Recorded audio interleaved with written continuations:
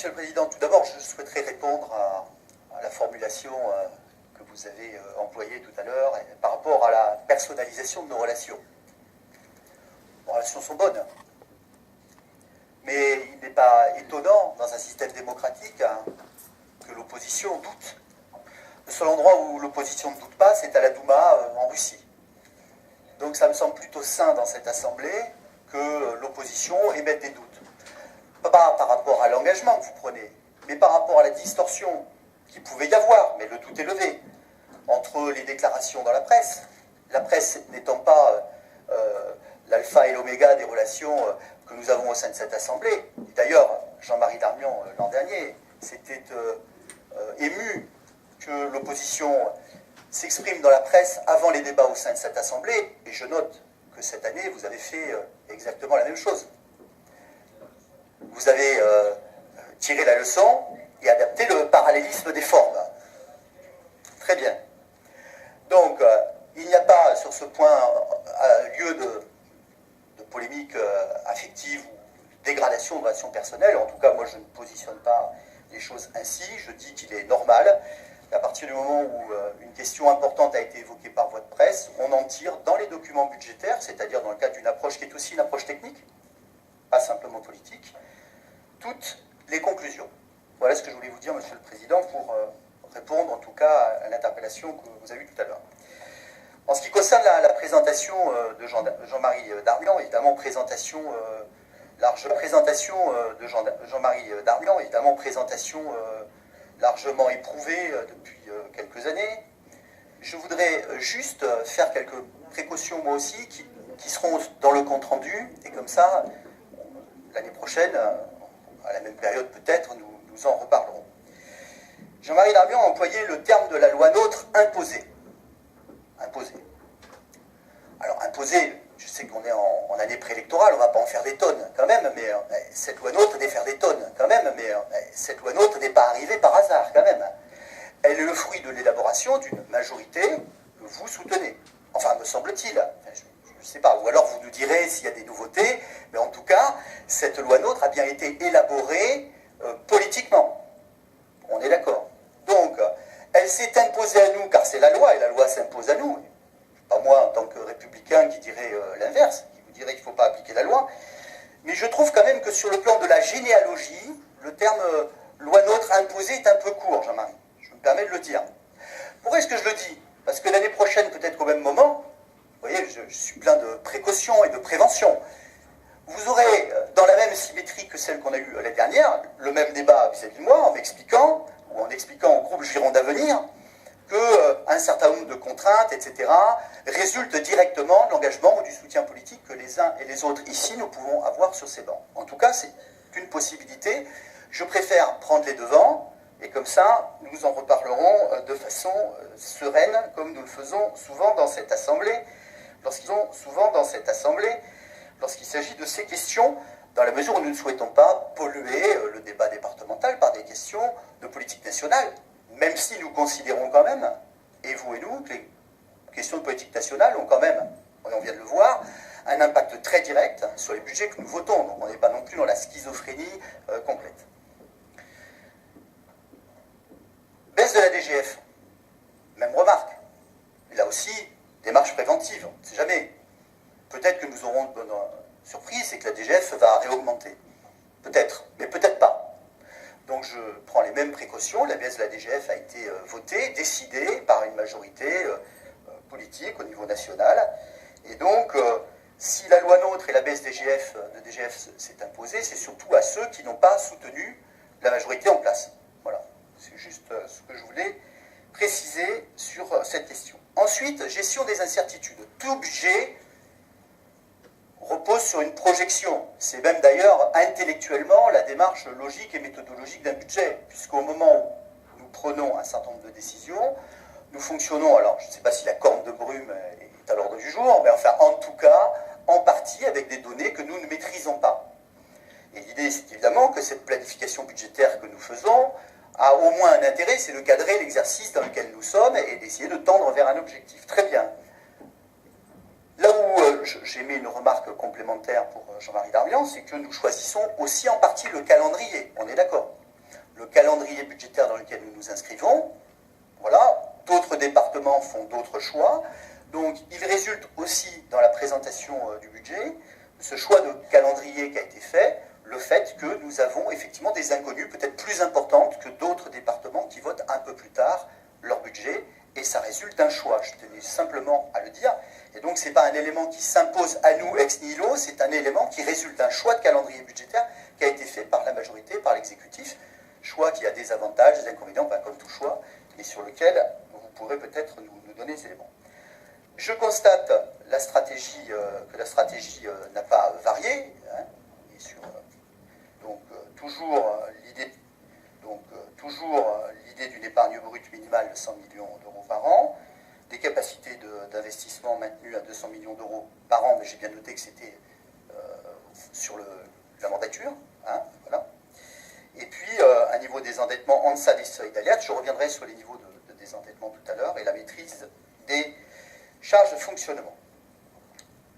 Quelques mots sur nos recettes. Hein. Donc, j'ai constaté, et je suis en accord avec les documents et les chiffres tels qu'ils ont été donnés, j'ai constaté effectivement les baisses d'un certain nombre de recettes.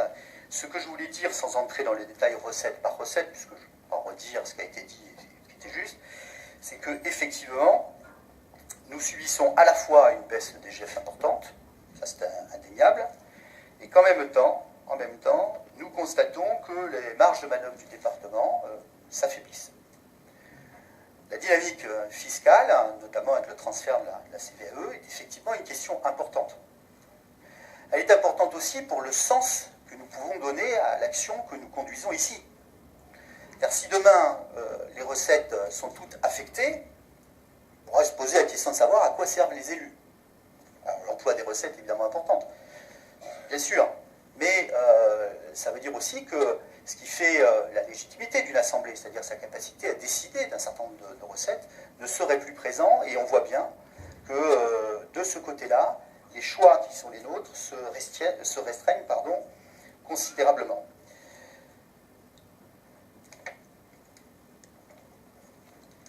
Donc transfert de la CVAE, avec dotation de compensation, j'ai bien noté qu'on est sur un débat qui ne sera tranché que vendredi, même si les grandes masses sont quand même connues. J'imagine qu'on n'aura pas de mauvaise surprise de ce côté-là. Les choses sont enclenchées. Très important sur la DGF de rappeler que depuis 2013, c'est 42% de la DGF qui a disparu. 42%. Donc je tenais à donner ce chiffre parce que en masse, c'est toujours impressionnant, mais en pourcentage ramené avec le début, c'est loin d'être quelque chose d'anecdotique. Un effort sur les dépenses de fonctionnement, j'ai déjà dit, moi, toujours avec le même discours. Dépenses et économies sur des dépenses jusqu'au moment où il faut bien que les services fonctionnent, et je pense que vous en êtes conscients. Donc il y a une question de curseur, là, pour savoir où est-ce qu'on met ce curseur pour pouvoir délivrer un service qui doit rester un service de qualité.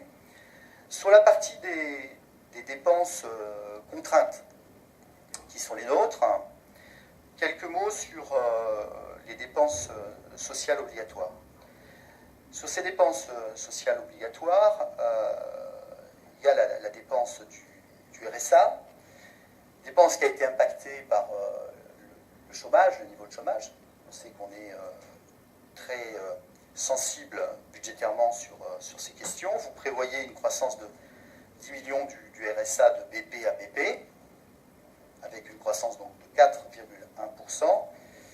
Cette progression paraît faible au regard des exercices précédents, et on verra si elle peut permettre d'absorber la croissance du nombre de bénéficiaires.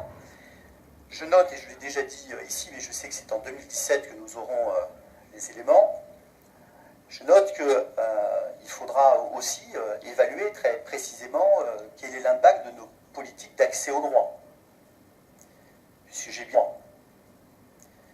j'ai bien compris que la majorité départementale souhaitait avoir une démarche équilibrée entre le contrôle du RSA, le contrôle légitime du RSA, de l'allocation elle-même, mais aussi encourager l'accès au droit. Et donc je pense qu'il sera intéressant le moment venu d'avoir cette présentation sur l'impact des politique départementale sur l'accès au droit pour voir si nous avons été capables d'ouvrir plus largement le droit au RSA sur des publics dont nous estimons aujourd'hui, à juste raison, qu'ils n'accèdent pas à ce droit, sachant que cette politique volontariste a nécessairement aussi un impact budgétaire dans le cadre des débats qui nous occupent aujourd'hui. Dans la même logique que celle du RSA, le BP prend acte en tout cas d'une forte progression sur les dépenses liées à l'APA. Donc ça a été expliqué avec l'entrée en vigueur des nouvelles mesures législatives, annonçant une croissance de 7,6% de ce chapitre.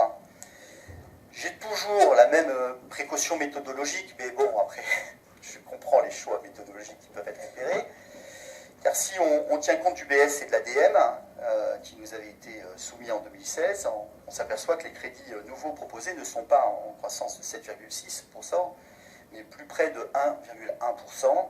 C'est pourquoi il est possible là aussi qu'il y ait des réajustements en cours d'année. J'imagine que ce que je dis est frappé au coin du bon sens.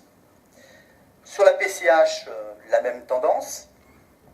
Un BP qui décrit un niveau de PCH supérieur de 5 millions d'euros, donc avec plus 6,1%, ça nous a été rappelé, selon une méthode qui m'est propre, mais qui n'est pas complètement iconoclaste. Si je reprends le budget supplémentaire et l'ADM, je constate qu'on est sur une charge déjà augmentée de 2,5 millions d'euros, hein, on a augmenté en cours d'année. Dès lors, les crédits ne sont plus en hausse que de 2,8. Donc, ça veut dire que là aussi, s'il y a une croissance soutenue de cette dépense, il y aura sans doute des réajustements à réaliser. Sur les autres dépenses de fonctionnement, nous avons eu l'occasion d'échanger déjà ensemble, sur les charges à caractère général notamment. Je ne redis pas ce que nous avons dit sur un certain nombre de pistes potentielles par rapport à la masse salariale. Je note que vous êtes engagés, en tout cas vous nous proposez une stabilisation à 1,1%. Je voudrais, en fin de propos, attirer l'attention sur des éléments qui pourraient être peut-être des points de vigilance, ou des signes d'alerte, des signaux d'alerte pour nous,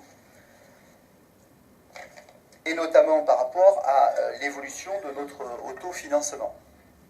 Donc, moi je constate que nous avons une dégradation de nos capacités d'autofinancement et que nos capacités de désendettement augmentent.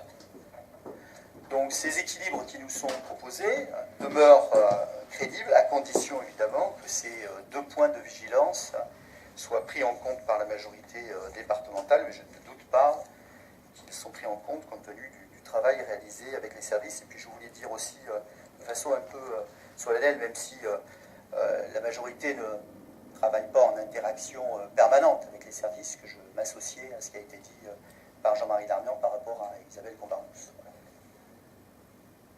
Pardon? Qu'est-ce que j'ai dit? Non, alors peut-être j'ai fait un contresens. L'opposition ne travaille pas autant en interaction, mais vous m'aviez compris. Merci.